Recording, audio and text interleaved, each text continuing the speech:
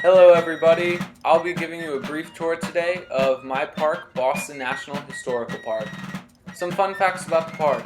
It was founded as a park on October 1st, 1974, and the current superintendent is Michael Creasy, and he's been in that seat for just about a year.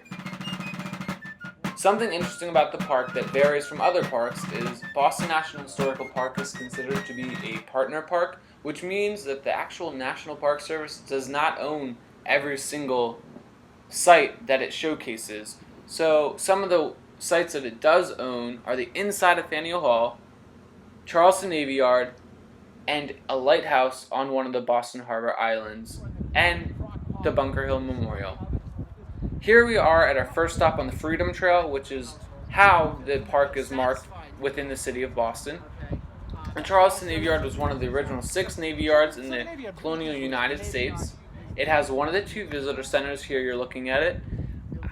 The other one is in Faneuil Hall. Here's just another view of the Navy Yard. You see the USS Constitution as well as the museum that goes along with that. The Commandant House and the USS Cassin Young is here. So here's the Freedom Trail marked by red bricks. Here's me at one of the spots. Again, you're going to want to follow. To get a good encompassing tour, you follow the Freedom Trail. So here's one of the little markers, and again, it's marked by red bricks. So our first stop, and this is the first stop to many that visit Boston National Historical Site, is Boston Common. Originally, Boston Common was used as grazing fields for cattle and sheep, and it later became campgrounds for British soldiers before the war, and then eventually became crucial to the war, and this is where the Army trained. It's also the location of the first subway station in America, and it's today a very common place for people to go and hang out and enjoy nice days sitting in Boston, and historically this was also an area that was utilized for that. So we're going to move on here in a little bit, but it's important to see that this is a very central location in downtown Boston, and it was founded in 1634, so you know it's very, very, very old and really has a lot of history that goes into it.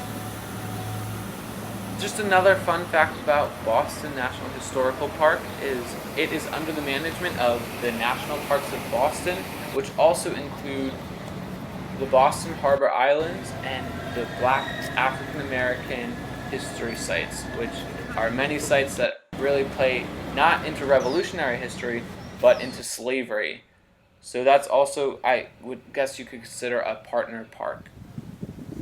Alrighty, so just in a few moments we'll be moving out of Boston Common and going to our next site.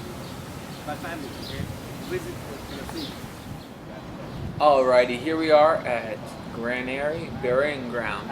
Some fun facts about this, and some people that are buried here today are Paul Revere, Rachel Revere, James Otis, John Hancock, and Samuel Adams, and Peter Faneuil, the parents of Benjamin Franklin, and very well-known Boston Massacre victims, including Crispus Attucks. So people come here and just check out these very important people that played huge roles during the American Revolution.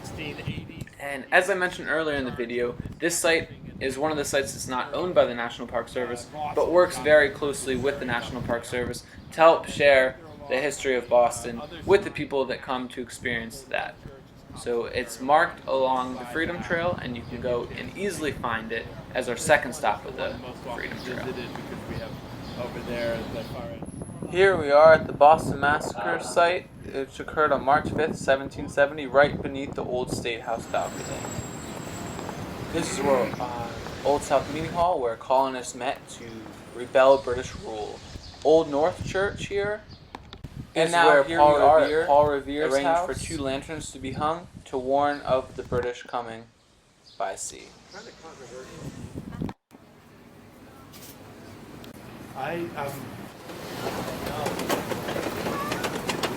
Yeah, right.